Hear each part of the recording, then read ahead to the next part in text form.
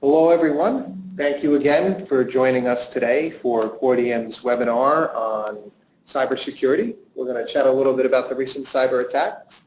My name is Michael Corcione, Managing Director of Cybersecurity and Data Privacy, joined here with my colleague, Rich Hudson. Hey, good day everyone. Thank you, Rich. How are you today? All right, great. So everybody on the webinar screen, you'll see as I move just to the next slide that we are going to encourage questions during today's webcast. We may answer some during the presentation, and others we'll definitely put towards the end and look to have some time to answer everybody's questions. We're just going to spend about 30 minutes today, and the topic that we'll want to talk about and the heading of this is, are you ready for a cyber attack? And a lot of conversation over the last week, Rich, in regards to WannaCry. And I know we don't really want to talk too much on WannaCry today. I know a lot of people have heard about it and it's been in the news, and we're going to try not to repeat a lot of things you may have already heard, but we've gotten a lot of questions internally from our clients, from people we've talked to, even friends that know we're in this space, and kind of want to provide today some guidance and thoughts as to really what firms can do to prevent being attacked by similar instances like WannaCry. And I guess primarily not to be this guy here we're showing on the screen for him.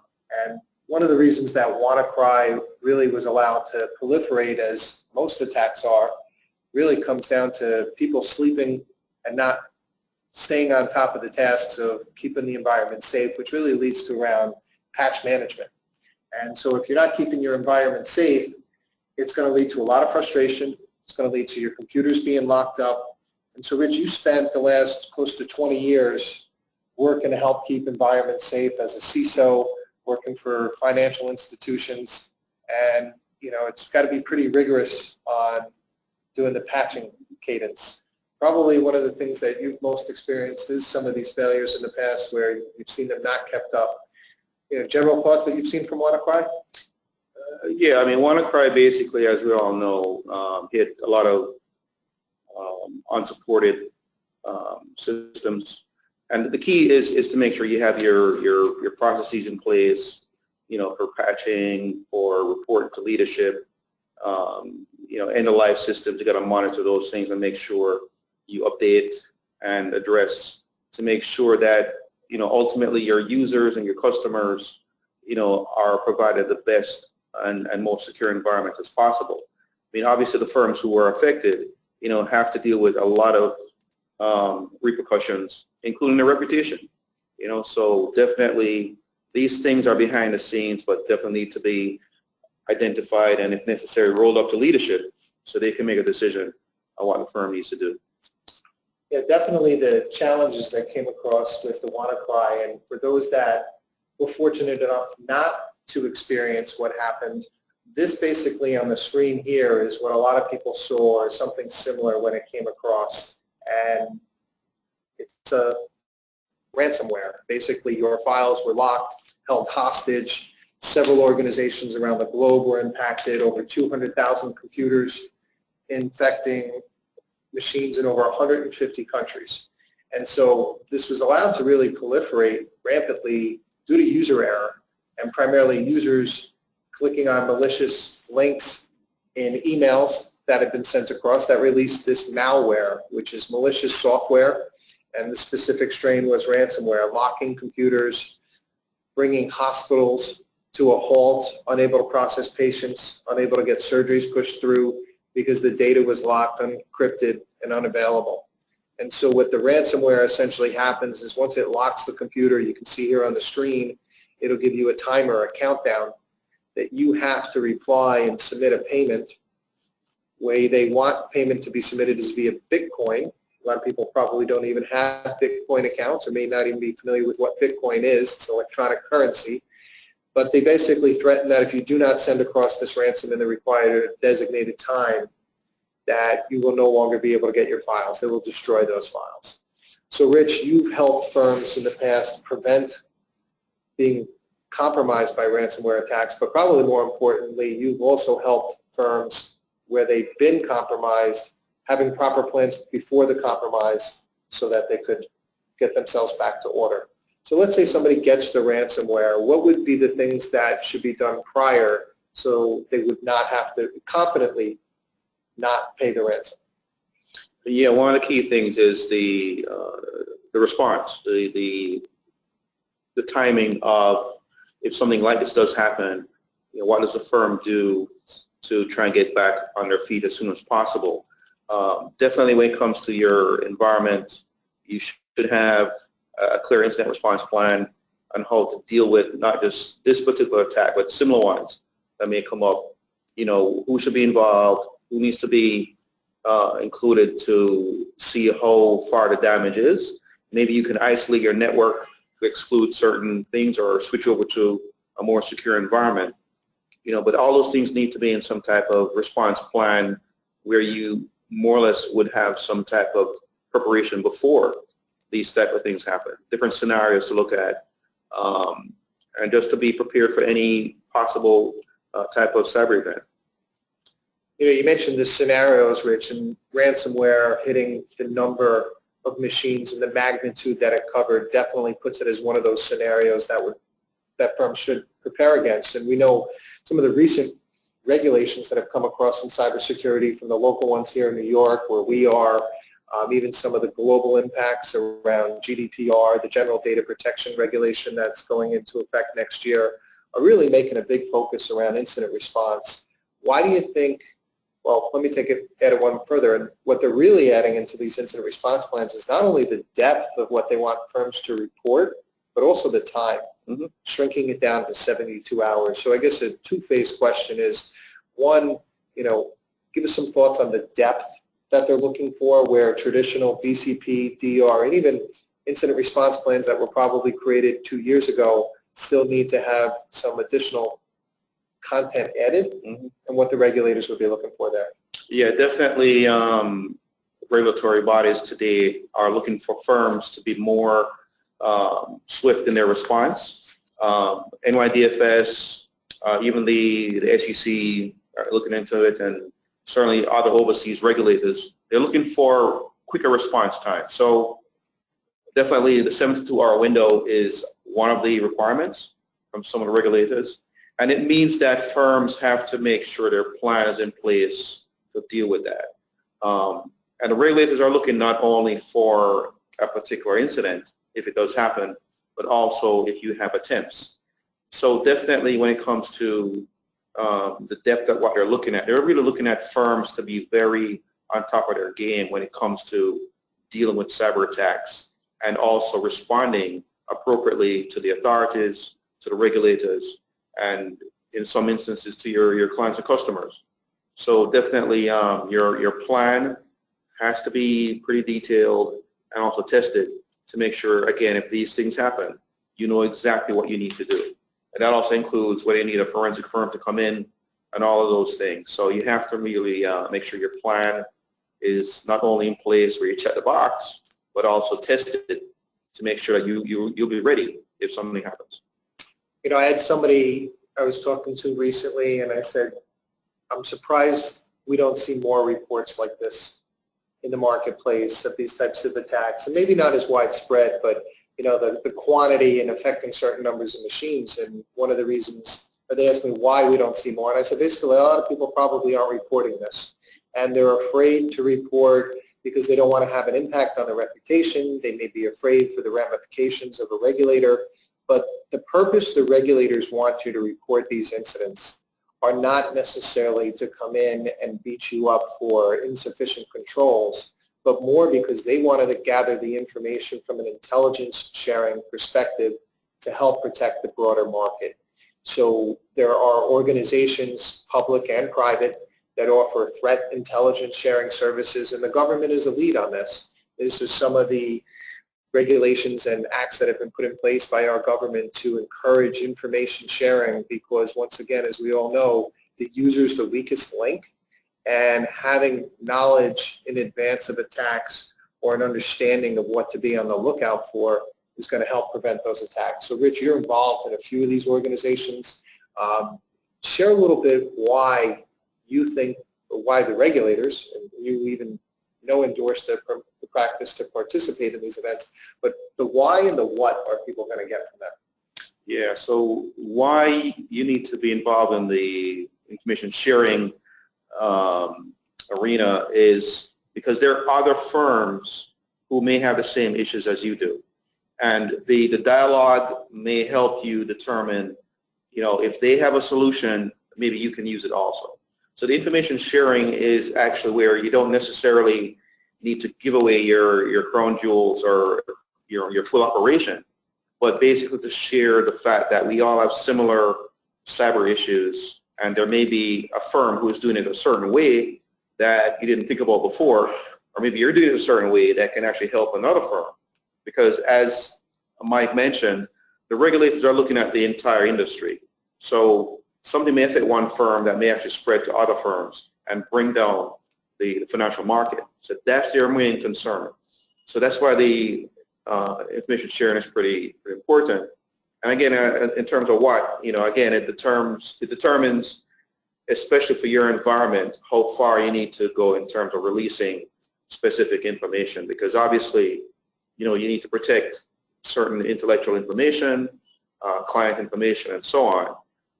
But definitely, when it comes to sharing intelligence, that's definitely how we can help to reduce some of the impacts from the cyber attacks. Yep, and the intelligence comes around. What we have on the screen now is reports around events, incidents that have happened. So we just put up here 4 or 5 of the biggest ones that have hit the headlines just in the last 8 weeks. Won't go through them all in full detail, but they are quite interesting. The Barclays CEO being tricked into an email exchange, someone pretending to be the chairman using a Gmail address. I think, Rich, one of the biggest vulnerabilities we see in organizations is allowing or not properly screening and monitoring where they allow the use of personal email accounts. And this seems to be an incident here where there was a little lack of that understanding of the danger.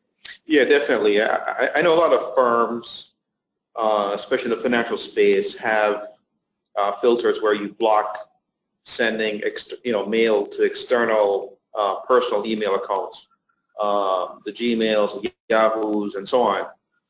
There are times when senior management may want exceptions, and this is where security has to really step in and say that there's one rule and one rule for the firm, no exceptions. Because if the CEO was allowed to exchange email with a Gmail address, that meant he got an exception. So, that could have caused the whole firm to have a bigger problem. So definitely when it comes to things like that, everyone in the firm has to understand that it's for the betterment of the entire firm that everyone complies with the rules, no matter what the title or position of the employees.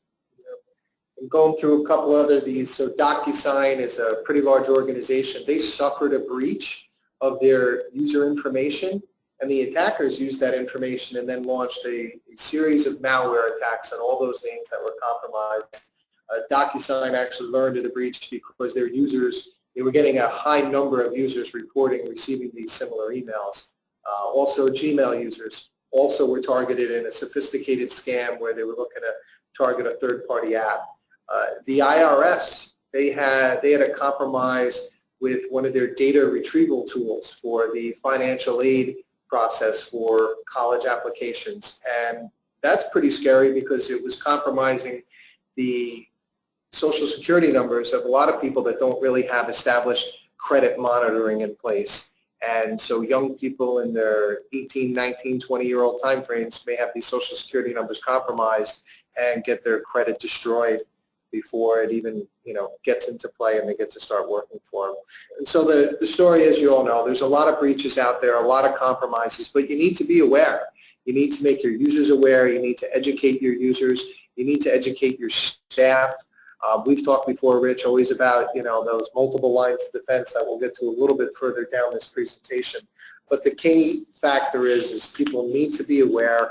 You need to have an understanding because the attacks are going to continue to change. They're going to get more sophisticated.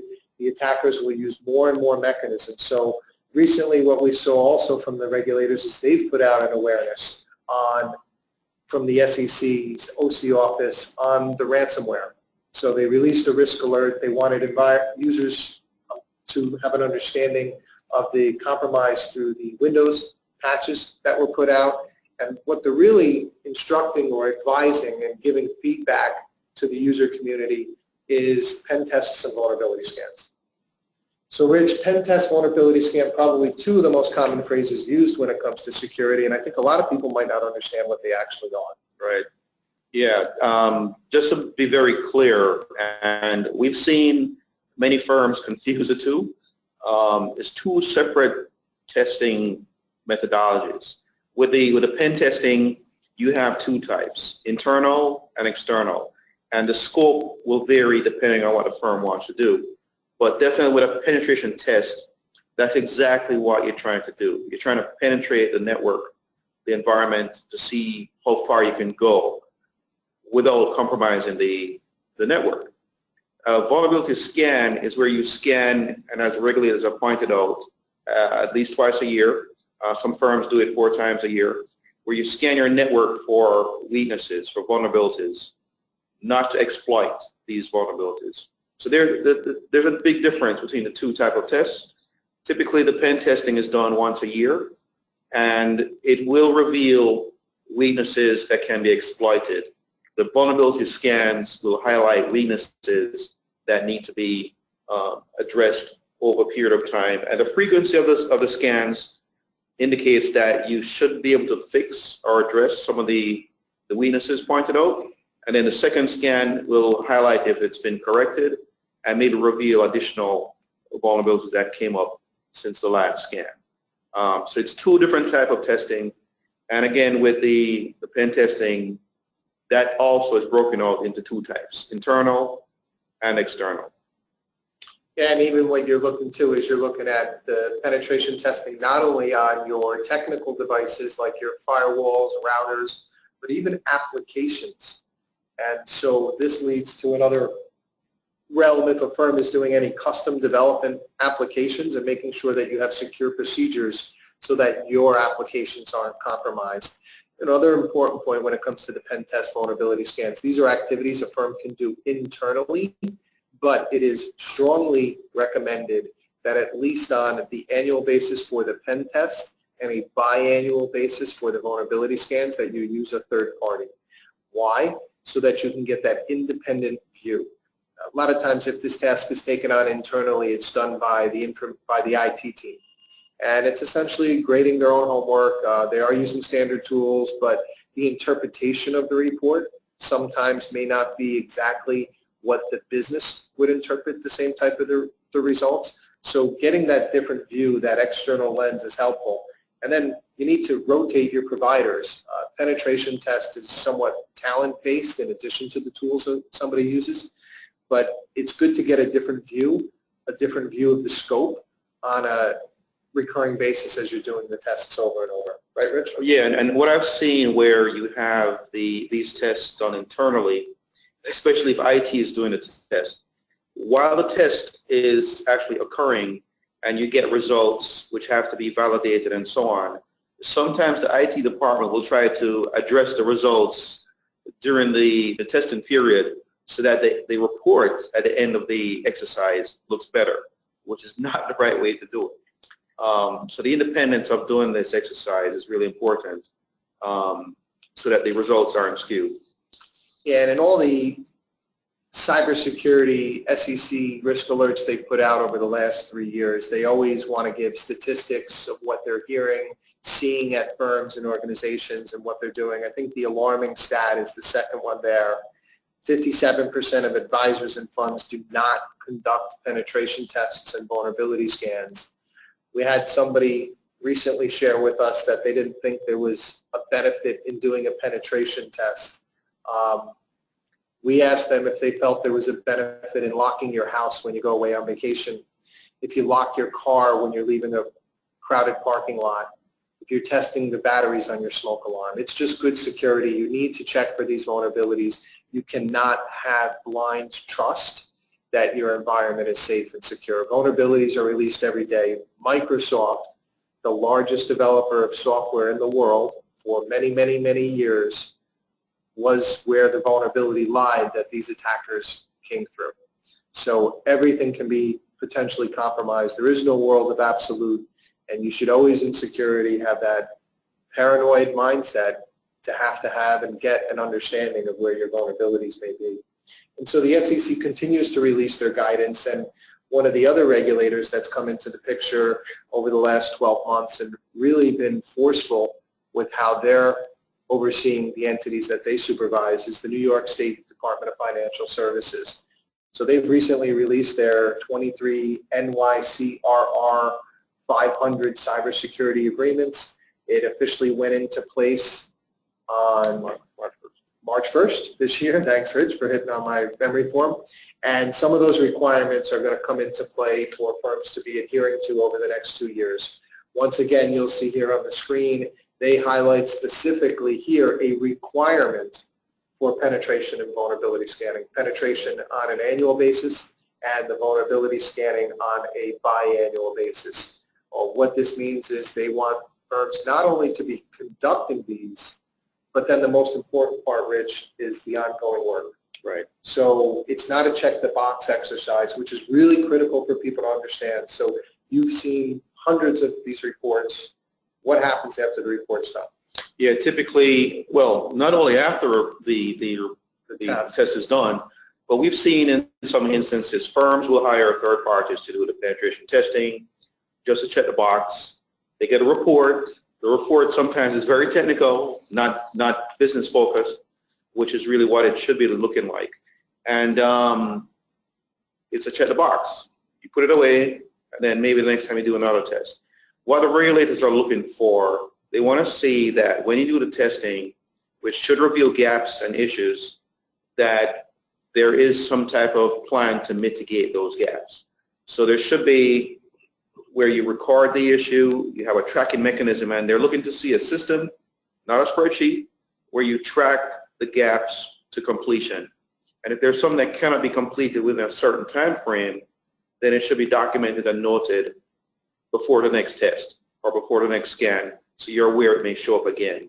But yeah, this is not just a check the box exercise. You have to document the issues, assign it to the related parties, have deadlines to get it remediated, and make sure you have all that documented to show, if you're requested to show that you've been addressing the issues from the testing.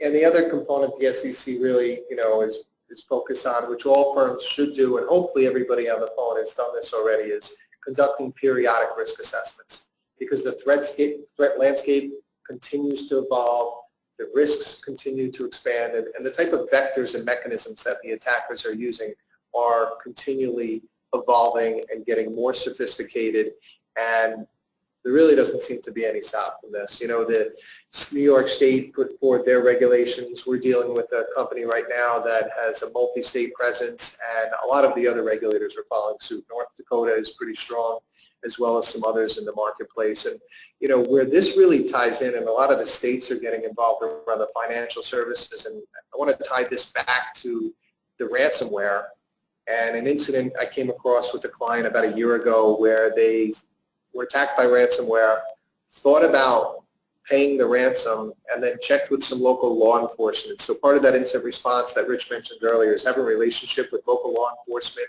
your FBI, other types of agencies. They actually learned that the perpetrators of this type of ransomware was a terrorist organization.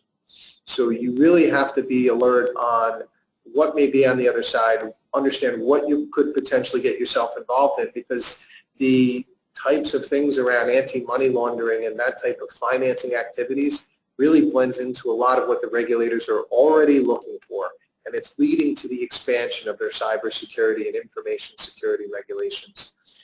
Yeah, just to add to what Mike said, the regulators are looking for firms to have in their incident response plan contacts for the authorities. You got to have your forensic firm contacts, your authorities, whether it be the police departments locally who have cyber units, or even the FBI. You got to have those contacts in place, so if something happens, you know exactly what to do, and of course test it to make sure that your plan will work if you need to execute it.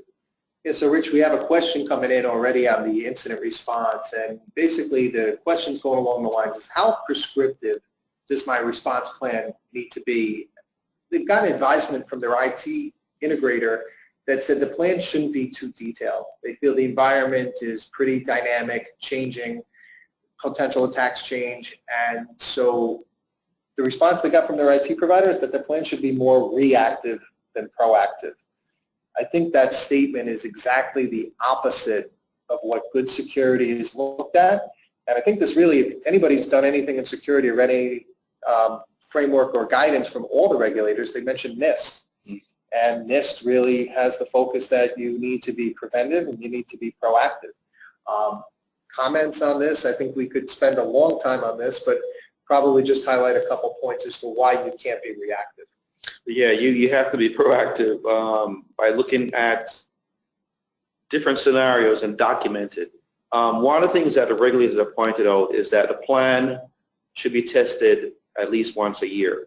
So that means that every year you should think of different scenarios and see if the plan will work.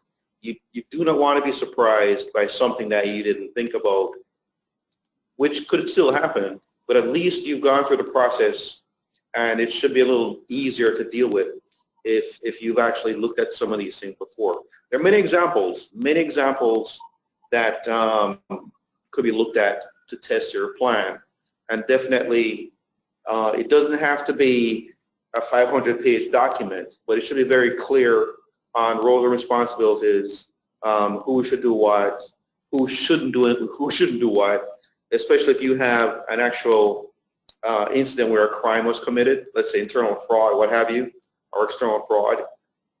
At that point, you have to contact the regulators and the authorities. So there are certain things that must be in place before you do that. Contacting the media, legal and compliance. There's so many different things that need to be included in your plan to look at how, not just how IT will respond, but the firm as a whole. There's so many aspects that should be in the plan and actually tested every year. Yep. Yeah, the proactive component too, one of them is really on that threat intelligence and understanding what the new threats out there, and then running a test, or as it's referred to in the industry a lot, a tabletop exercise. And Rich, I know you've run a lot of these tabletop exercises. I've been involved in a lot and running them with them, and I can tell you I've never seen anybody score 100. It's called an exercise for a reason, because you're supposed to practice, you're supposed to understand what the challenges are.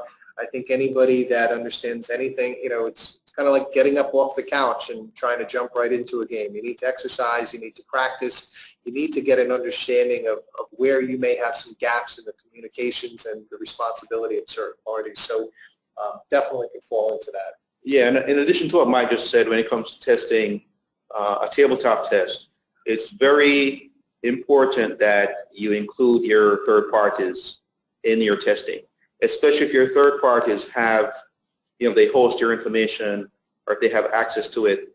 You should know how will they respond if there's a cyber incident on their end, which may impact your firm. So when you do your tabletops, it's not just where you include your institution or your staff. If there's a dependency on a third party, they also have to be included in your testing. You should also find out what their incident response plan is on their end, and then integrate it into your plan if you have to. So coming into our next slide, and one of the other regulators that we definitely want to point out, as we mentioned before, is the General Data Protection Regulation put out in the EU. And a lot of this is really focusing around the protection of individual data, how firms are using it, why they're gathering the data, and I think what probably alarmed people most in the GDPR regulation is the stringent and significant fines that can be applied to firms that aren't in compliance. The number is up to 20 million euros, or 4% of the firm's annual turnover. So it's a pretty daunting number and has a lot of people pretty concerned. And I think where I see a lot of people challenged with this, Rich, is very similar to cyber, that they struggle to get the right people in the room to make the decisions, to get the understanding. A lot of people feel it's data protection, this lies in the IT world, but when it comes around GDPR, what really has to be understood is the usage of the data and the notification to the individuals that you're gathering the data for. And you're gathering data in many different areas. You're capturing it in human resources. So take it back a step. This applies to all EU residents, whether they are a permanent citizen or just residing in that area. It applies to anybody that is capturing and gathering that data from the EU residents, and anybody that's processing that data on behalf of one of the data collectors. So that also means your vendors and third parties. So on the legal side, the firm has to understand what's the usage of the data, why it's being collected, and how are we going to notify the individuals that we're gathering this data from. So the privacy notice that have to be put out. And then IT has to make sure that they can achieve these goals. And it's a big challenge because one of the components they want to see in this here is the data mapping. And so where your data travels, where it lives, breathes, and who touches it, where it's going with your third parties. Now you need to understand their practices. And so it's leading to a lot of additional requirements around understanding the protection of the data and getting that visibility, which has been the largest challenge. I think it continues to be the largest challenge. Rich, you've helped firms with this type of challenge. Thoughts, guidance on, I guess, where you get started in understanding what you need to do on GDPR. Yeah, as Mike has in the slide there, risk assessments. You definitely need to understand your environment, where your risks are, and how to mitigate any potential gaps from that assessment. Clearly, if that hasn't been done yet, it needs to be.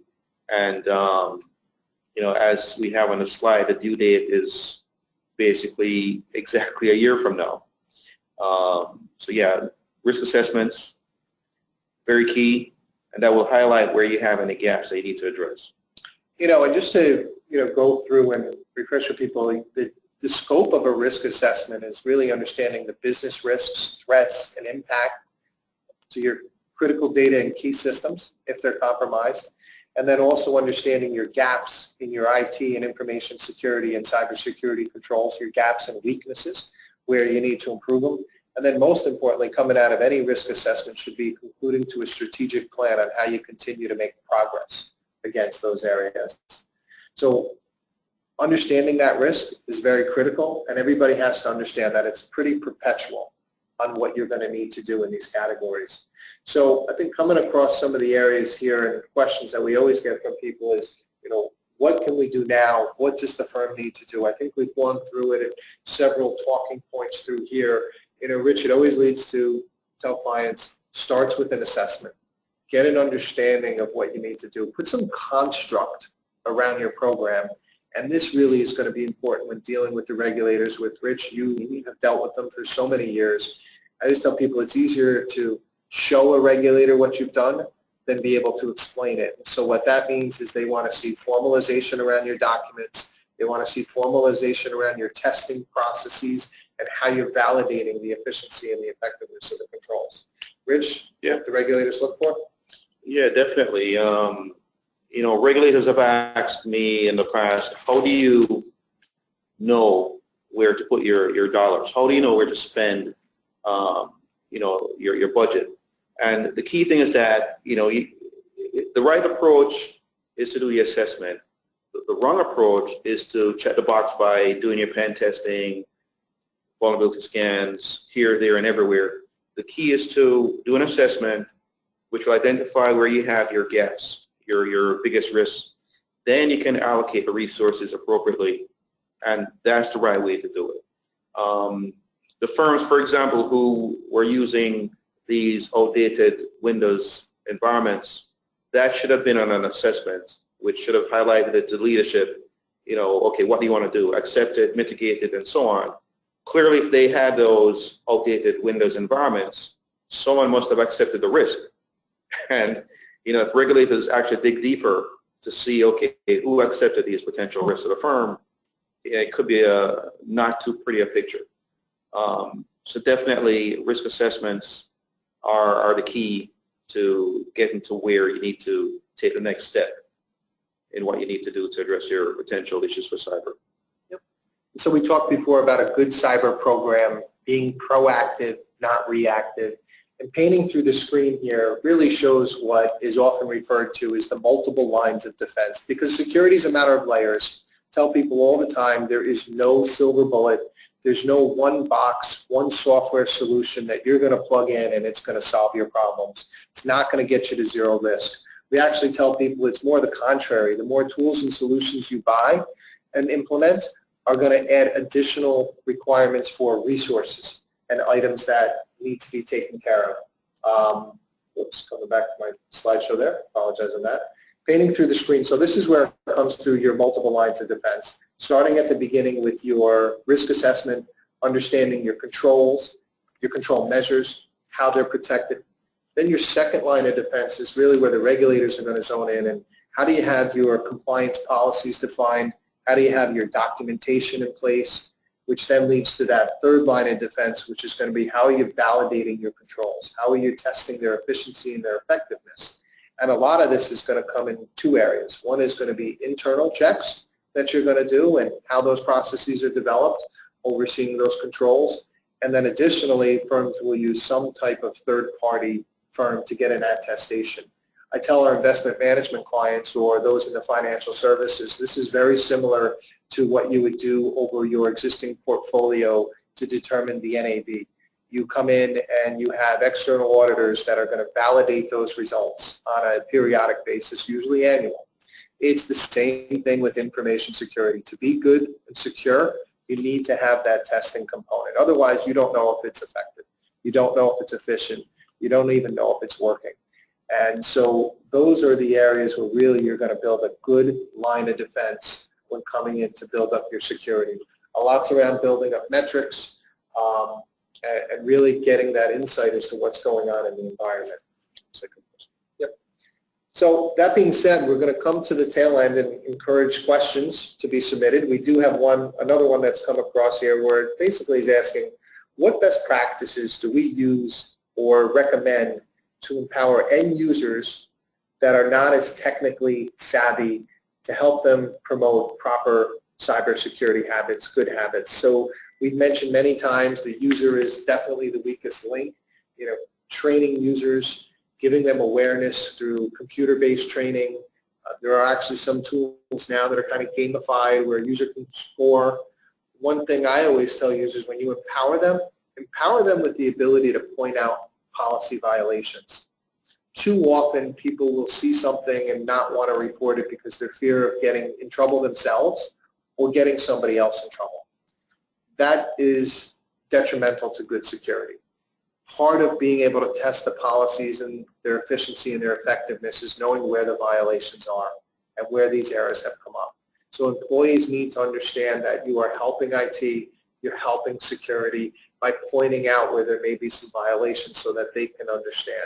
Now, your habitual violators then have to be addressed in a different category, but it's the reinforcement of training where you try to instruct your users where they have failed or have some instances you need to have corrective action and then come back and instruct and advise again.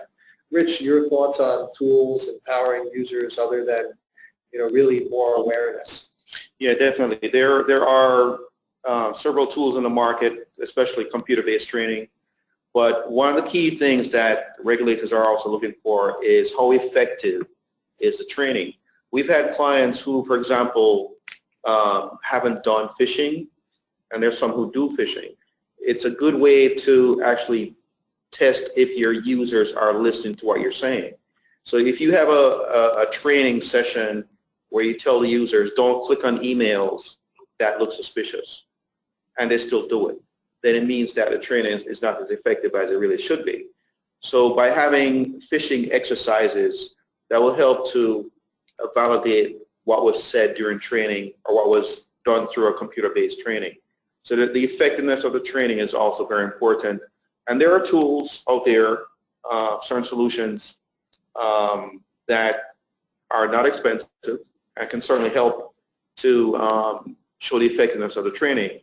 And by doing that, you'll be able to target specific users who may have some issues with, exactly what their role and responsibility is with compliance. Yeah, and there are other things that can also help, tools that will help clients. Passwords tend to be one of the areas where firms can be, highly compromised. The password is the golden key to enter everywhere. So good password policies, protecting those. There are actually tools out in the marketplace that'll help encrypt passwords so employees aren't writing them on Post-it notes or having them shared across an email, even those types of good practices, and making sure that you have secure mechanisms to share or secure those specific elements that could really be detrimental to your organization if they're compromised. You know, when we talk about training and less sophisticated users on the technical side, Rich, I come back and think of the Barclays story, because we've often seen the higher up the org chart, the less sophistication, not meaning to pick on anybody, but also tend to be the biggest violators. So one of the components of a risk assessment that we see as very critical is doing that business risk assessment. I mentioned it briefly before, but this is what we call that crown jewels discussion, and it's with leadership, and asking leadership what they deem as their crown jewels, most sensitive data, critical systems, what they see as their threat actors, who would want to target those, and what they see as the potential business impact if those assets are compromised. It's a question, it's a series of questions that the regulators want to see leadership answer. Leadership has to dictate the tone. If you are an IT professional and you've been asked with these challenges as to what to secure and how to keep the firm protected, you need to respond to leadership. Where do you want me to prioritize my efforts? Leadership needs to make that call, take the bullseye off the back of the IT person and let them dictate where it is. And then IT needs to go back and let them know how they can be protected, what the cost is going to be. And one suggestion I have for all my friends in the IT space is, please definitely evaluate what's going to be the time from a manpower perspective to manage these tools and solutions. Too many times, leaders of the firm look at the invoice for the new hardware or software tool and think that is the ultimate cost, the end cost. It's minimal compared to the labor and time and effort it could take. Example would be putting in a system that's going to alert you to malicious or suspicious activity within the network or trying to come into your network. If you don't have the manpower to manage these tools, tweak these tools, monitor these reports and alerts that are coming through, and take corrective action where needed, you'll fail. And you will have wasted your money on the tool in the first place. So that's where that management really needs to be. Yeah, one other item to add real quick as we're winding down here. The regulators have, in the last couple of years, been emphasizing that the board of directors also need to be trained. So especially if you have external directors who are not direct employees of the firm, they also have to be a part of the awareness session. And they're the ones who are typically not as tech savvy, but they could be the weakest link. So everyone in the firm who has access to your information, your critical data, and so on, have to be trained. They have to be brought up to speed on what they need to do to help ensure the security of the firm is not compromised. So Rich, we're coming right up to 11:45. We do have a few additional questions that came in, but we're going to try to answer those offline. We encourage anybody, if you didn't get your question answered today, there'll be a follow-up sent to your registration. Send those emails in. If you'd like to have any individual discussions, we'd be glad to tee those up. The last question that I do want to answer that came in through, though, is there going to be a copy of the presentation made available? So for those that registered, you will get a follow-up that will give you a link to our website where we'll not only have the slides, but we'll have the entire replay of the broadcast. So we thank you today for your attention and your time in taking this proactive approach to get a better understanding on cybersecurity, the challenges in the marketplace, and what your organization needs to do to be safe. Rich, appreciate your time and joining me today, and look forward to having you on our next webinar. Great. Thank you, Mike, and good luck to everyone. It's very challenging. Thank you, everybody. Have a good day. Bye now.